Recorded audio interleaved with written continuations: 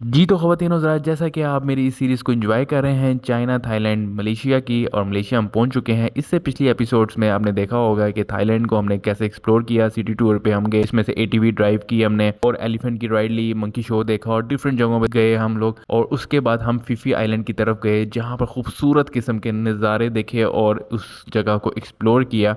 और जिसने मेरी पिछली एपिसोड्स नहीं देखी वो चैनल को सब्सक्राइब कर लें, और उसके बाद प्ले लिस्ट में जाके देख सकते हैं कि कैसे आपके भाई ने थाईलैंड को एंजॉय किया और चाइना को एंजॉय किया। Stay tune with me. जी तो अस्सलाम वालेकुम, क्या हाल है ख़वातीन उज़रा। यकीनन आप सब फिट फाट होंगे, आपको अभी एकदम फिट फाट चकचकास है।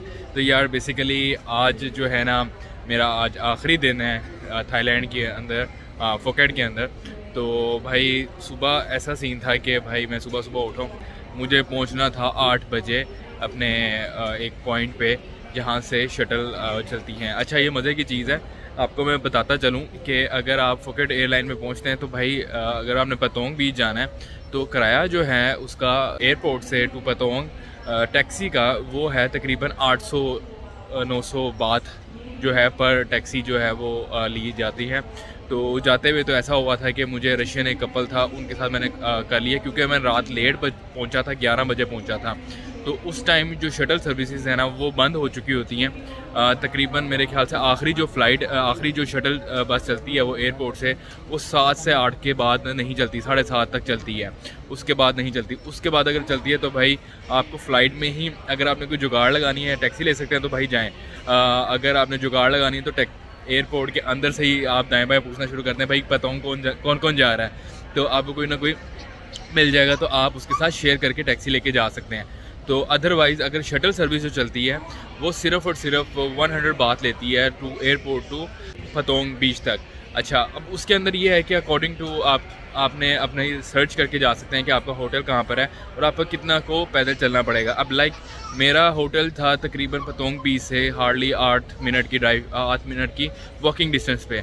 तो पतोंग बीच का जो मेन चौक है वहाँ उसके पास ही बिल्कुल था मेरा होटल।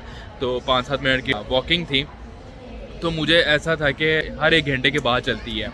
अब मुझे तो भाई पहुंचना था हर 1 घंटे के बाद से पहले कि मैं 1 घंटा वहाँ बैठ के वेट नहीं कर सकता था। तो मैंने कुछ रिसर्च की और थोड़ा सा देखा, मैंने कहा यार यहाँ से तकरीबन हर 1 घंटा मतलब 6 बजे चलती है पहली, फिर 7 बजे आएगी, 8 बजे आएगी, 9 बजे आएगी।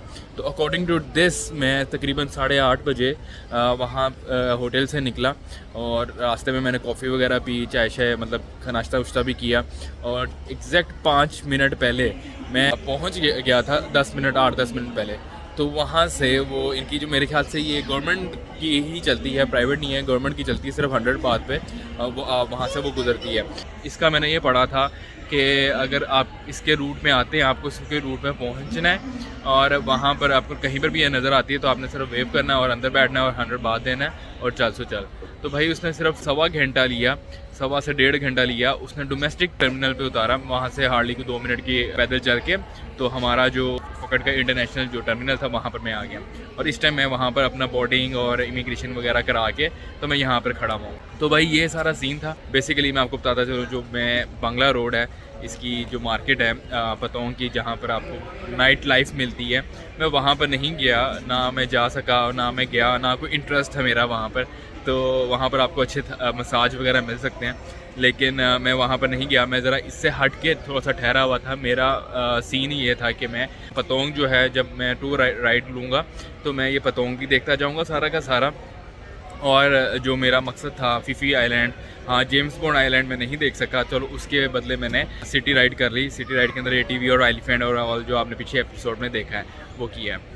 तो भाई अब मैं यहाँ से फ्लाई करूँगा from Phuket city to Kuala Lumpur Malaysia fly करूँगा, और वहाँ पर भी 1-2 दिन मेरे हैं और आई विल गो देयर। आपको मैंने बताया जैसे कि मैं पतोंग से एयरपोर्ट कैसे आया और एयरपोर्ट से पतोंग कैसे गया, इसी तरह मैं आपको बताऊँगा कि मैंने मलेशिया कोलालमपुर एयरपोर्ट से अपने जो मेरा एक शहर है, अपना जो एक पॉइंट है कोलालमपुर के अंदर, बेसिकली सारे के सारे जो टूरिस्ट हैं वो वहाँ पर जाके स्टे करते हैं। मिड पॉइंट बनता है वो बुकिट बिनतांग है, बुकिट बिनतांग। वहाँ पर सारे टूरिस्ट उसके आसपास जो हैं वहाँ पर रुकते हैं, और उसके ही आसपास जो टूरिस्ट प्लेस है कोलालमपुर की वो वहाँ पर विज़िट कर सकते हैं। तो मुझे भी वहाँ पर जाना, और एयरपोर्ट से तकरीबन 1.5-2 घंटे की वो राइड है। लेट्स सी कि मैं राइड तो तकरीबन शायद अगर आप टैक्सी पे जाते हैं तो शायद 1 घंटा लगे, लेकिन मैं देखता हूँ मैं कैसे जाता हूँ। टैक्सी लेता हूँ, बस लेता हूँ, ट्रेन लेता हूँ, क्या करता हूँ, तो वहाँ पर जाके पता लगेगा। क्योंकि मैं टाइम से पहले पहुँच रहा हूँ तो मैं शायद टैक्सी ना लूँ, कोई और जो पब्लिक ट्रांसपोर्टेशन है वो लूँगा। वहाँ के 3 बजे तकरीबन मैं पहुँचूँगा, 3:30, सवा 3, 3:30 बजे। सो यहाँ पर मैं टर्मिनल पे अपने गेट के ऑलमोस्ट बाहर खड़ा हूँ, बल्कि शांत वाली जगह पे आने की कोशिश की मैंने, वहाँ पर जगह नहीं थी जो वेटिंग एरिया है इमिग्रेशन के बाद। So it's cool. ये मेरा 14 गेट नंबर है और छोटा एयरपोर्ट है, कोई बहुत बड़ा नहीं है। 14 15 साथ साथ ही लगे हुए, और इसी तरह राइट साइड पे ये मामला हैं। तो मैं थोड़ा सा ऊपर आया था, थोड़ी सी शांत वाली जगह पे, यू नो, व्लॉग करके। होपफुली आप लोगों को मेरी जो आवाज़ है, से हेलो तो होपफुली आप लोगों को मेरी आवाज़ जो है वो क्लियर आ रही हो। तो भाई यहाँ पर लोग वेट कर रहे हैं, और काफ़ी टूरिस्ट जो है ना वो यहाँ पर ओबियसली आए हुए हैं। लोकल जो है यहाँ के थाई के नहीं मिले, और यहाँ से लोग फ्लाई करके टूवर्ड्स मलेशिया में काफ़ी टूरिस्ट जा रहा है। और लेट्स सी देन, मिलते हैं फिर आगे इंशाल्लाह मुलाकात होती है। सिया।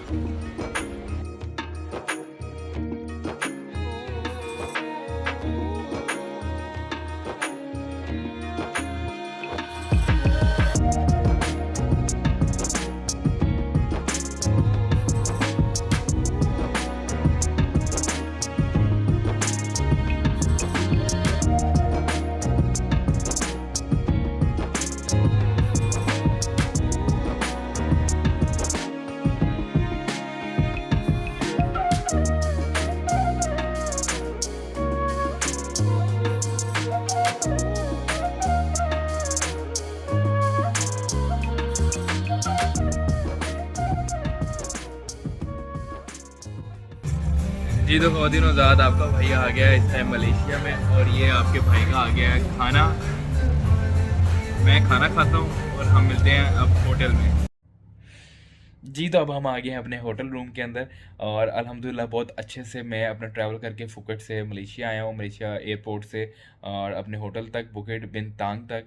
बेसिकली मेरा प्लान था कि मैं बाय बस बाय यहाँ ट्रेन आऊँ, क्योंकि उसका ये सीन था कि मैंने ट्रैवल वगैरह करना था और एक्सपीरियंस लेना था यहाँ पर। तो वो सीन इस तरह से हुआ कि भाई जैसे हम एयरपोर्ट पर उतरे तो बारिश हो रही थी काफ़ी मुसलसल, और मुझे फोरकास्ट में देखा मैंने कि ये पूरा दिन ही बारिश होती ही रहेगी। अभी ये इस टाइम 11 बज गए हैं, तकरीबन 11 बज गए हैं, और अभी मेरे ख्याल से जाके रुकी है बारिश। तो इसलिए मैंने क्या किया कि टैक्सी का प्लान बना के यार टैक्सी करा लेते हैं, क्योंकि अगर मैं ट्रेन लेता या बस लेता तो उसमें मुझे तकरीबन कोई 10-15 मिनट 20 मिनट पैदल वॉक करनी थी। तो उससे बचने के लिए मैंने कहा यार टैक्सी ले लेते हैं। टैक्सी का पता किया तो यार वो एयरपोर्ट से 250 रिंगिट ले रहा था, इतने का तो मेरा टूर हो जाना था तो खैर मैंने उसको कहा अच्छा यार अपने पास रखो। तो आपको मैं बताता चलूँ, अगर आप इधर आते हैं और आपके 2-3 दोस्त हैं, 4 दोस्त हैं, तो आप ग्रैब ऐप है एक, ग्रैब ऐप है एक, यहाँ पर मलेशिया में यूज़ होती है, जिससे आप अपनी राइड बुक करवा सकते हैं। तो वो राइड मैंने बुक करवाई फ्रॉम एयरपोर्ट टू बुकिट बिनतांग तक, जहाँ मेरा होटल है। तो वो सिर्फ और सिर्फ उन्होंने 65 रिंगिट लिए मेरे से।